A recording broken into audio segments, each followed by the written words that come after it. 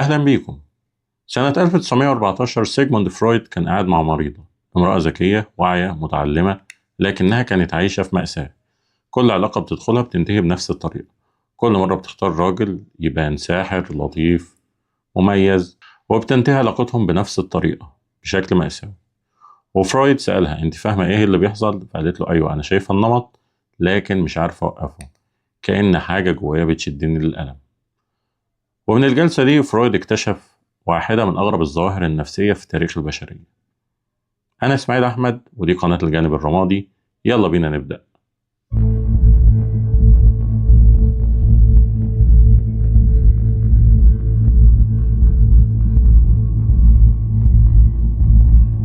فرويد اكتشف ظاهرة إن الإنسان بيكرر صدماته.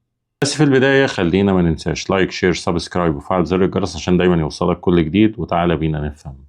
تخيل معايا إن في جزء في عقلك، جزء ما بتتحكمش فيه، بيشتغل في الخفاء وشغلته الوحيدة إنه يرجعك لأسوأ لحظات حياتك. مش عشان يعذبك، لا، عشان يحاول يصلحها. لكن المشكلة إن الطريقة الوحيدة اللي يعرفها هي إنه يخليك تعيشها تاني وتالت ورابع، لحد ما تتحول حياتك كلها لحلقة مفرغة من نفس الألم، نفس الخيبة، نفس الخسارة. واللي أنا قلته ده مش كلام فلسفي، ده علم اسمه Trauma Repetition Compulsion، أو التكرار القهري للصدمة. عشان نفهمه خلينا نحكي قصة واحدة من أشهر الستات في تاريخ أمريكا. دي واحدة العالم كله كان بيحبها، لكن هي ما قدرتش تحب نفسها أبدا. مارلين مونرو، الوش اللي ملا السينما، الابتسامة اللي سحلت الملايين، الأيقونة اللي لسه العالم فاكرها لحد دلوقتي. لكن ورا الابتسامة دي كان في طفلة مكسورة وفضلت تدور على حاجة طول عمرها ما لقيتهاش أبدا. مارلين مونرو اسمها الحقيقي نورما جين بيكر. اتولدت سنة 1926 في لوس أنجلوس. أمها جلاديس كانت مريضة نفسيا، عندها فصام وانفصام في الشخصية. نورما جين معرفتش أبوها، أمها ما كانتش قادرة تربيها، فانتقلت بين دور الأيتام و11 أسرة حاضنة مختلفة. 11 مرة اتحطت في بيت جديد، 11 مرة حست إنها مرغوب فيها، و11 مرة اترمت تاني. في واحدة من الأسر دي اتحرش بيها زوج الأسرة الحاضنة وكان عندها 8 سنين. نورما جين كبرت وجواها سؤال واحد بس: أنا ليه مش كفاية؟ في سن 16 سنة اتجوزت لأول مرة جيم دوجيرتي جارهم. ما كانتش بتحبه، لكن الجواز كان هروب من دار الأيتام وكان بالنسبة لها أمان مؤقت. والعلاقة دي ما كملتش وانفصلوا بعد 4 سنين. بعد فترة مارلين بدأت تشتهر وبقت نجمة سينما والناس بيحبوها، لكن جواها كانت لسه الطفلة المرفوضة. فراحت تدور على الحب اللي ما لقيتهوش، وتدور على الأب اللي ما كانش موجود، وتدور على الأمان اللي اتسرق منها. سنة 1954 اتجوزت جو دي ماجيو، نجم البيسبول الشهير، راجل قوي ومشهور وواثق، والبداية كانت رومانسية. لكن جو كان بيغير وكان عايزها تبطل تمثيل وتقعد في البيت وتبقى زوجة. مارلين حست إنها بتتحبس وبتفقد نفسها زي ما كانت بتفقد نفسها وهي طفلة، والجواز انتهى بعد 9 شهور بس. سنة 1956 اتجوزت أرثر ميلر، الكاتب المسرحي الشهير، راجل مثقف عميق مختلف. مارلين كانت مقتنعة إن هو ده اللي كنت بدور عليه، لكن أرثر كان بيشوفها كمشروع مش كشريك. كان بيكتب عنها، بيحلل شخصيتها، بيحاول يصلحها. مارلين بالصدفة قرأت يوميات أرثر عنها ولقيته كاتب عنها: خاب أملي فيها، اكتشفت إنها مش زي ما كنت فاكر. وانفصلوا سنة 61. بعد كده دخلت في علاقات كتير كلها بتتبع نفس النمط: تعلق بسرعة، تحس إن هو ده اللي هيكملني، بتعطي كل حاجة، تخاف من الهجر، تتصرف بشكل يدفع الشخص يبعد، فينتهي الموضوع ثم تنهار وتبدأ الدورة من تاني. في علاقاتها الأخيرة كانت متورطة مع الرئيس جون كينيدي وأخوه روبرت كينيدي. وفي 4 أغسطس سنة 1962 مارلين مونرو ماتت، جرعة زايدة من الحبوب المنومة.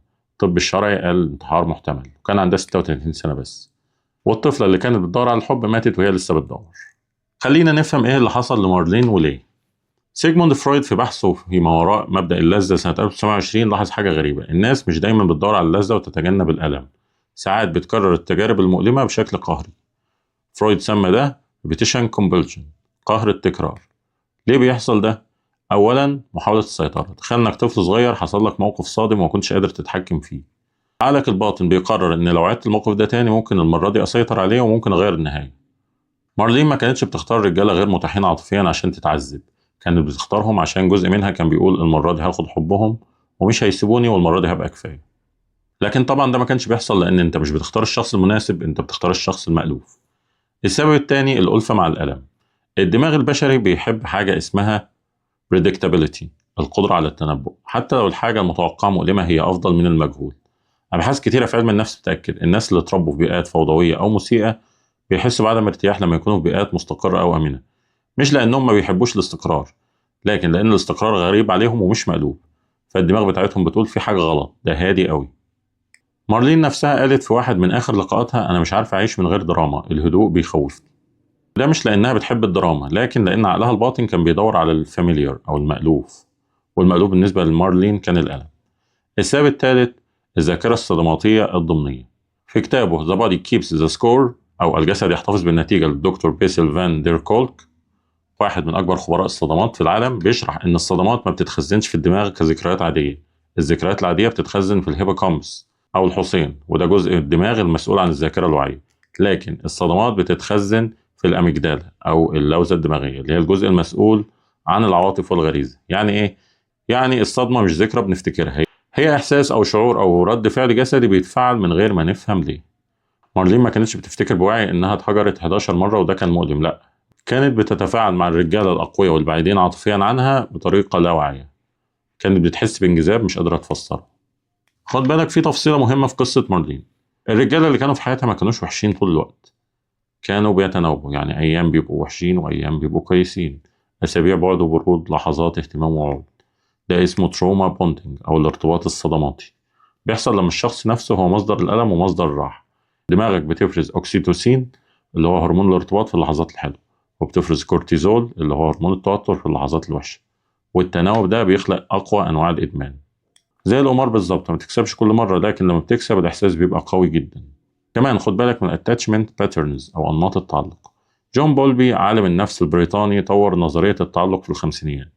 النظرية بتقول علاقتك بمقدم الرعاية الأساسي اللي هو غالبا الأم أو الأب في أول سنتين من عمرك بتشكل أنماط علاقاتك طول حياتك. في 4 أنماط أساسية: التعلق الآمن، الطفل بيثق إن الأم هتيجي لما يعيط، بيكبر واثق قادر على علاقات صحية.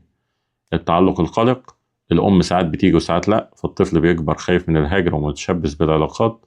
التعلق التجنبي، الأم غير متاحة عاطفيا، الطفل بيكبر وبيتجنب القرب العاطفي. التعلق المضطرب، الأم ممكن تكون مصدر خوف وأمان في نفس الوقت، الطفل بيكبر في صراع دائم وعايز القرب وخايف منه. ومارلين كان عندها النوع ده، تعلق مضطرب. أمها كانت موجودة ومش موجودة، بتحبها وبترفضها، بتحتضنها وبترميها. فمارلين كبرت وهي عايزة الحب وخايفة منه في نفس الوقت. في تفصيلة أخيرة في قصة مارلين: إنها ما كانتش بتختار رجالة بعيدين عنها عاطفيا بس، كمان كانت بتخرب العلاقات اللي ممكن تكون صحية. يعني كانت دايما بتوصل متأخرة على التصوير، بتنسى مواعيدها، بتتصرف بطريقة تدفع الناس إنهم يزهقوا منها. ليه؟ عشان جزء منها كان مقتنع إنها ما تستاهلش الحب، فكانت بتثبت ده بإنها تخلي الناس يسيبوها. ده اسمه سيلف سابوتاج أو تخريب الذات. الخلاصة إن قصة مارلين مش قصة فريدة، ملايين من البشر بيعيشوا في نفس الحلقة المفرغة دي، بيكرروا صدماتهم وبيختاروا نفس الأشخاص وبيدخلوا نفس المواقف وبيحسوا بنفس الألم. مش لأنهم أغبياء ومش لأنهم ضعفاء ومش لأنهم بيحبوا الدراما، لكن لأن عقلهم الباطن بيحاول يصلح حاجات اتكسرت زمان بالطريقة الوحيدة اللي يعرفها.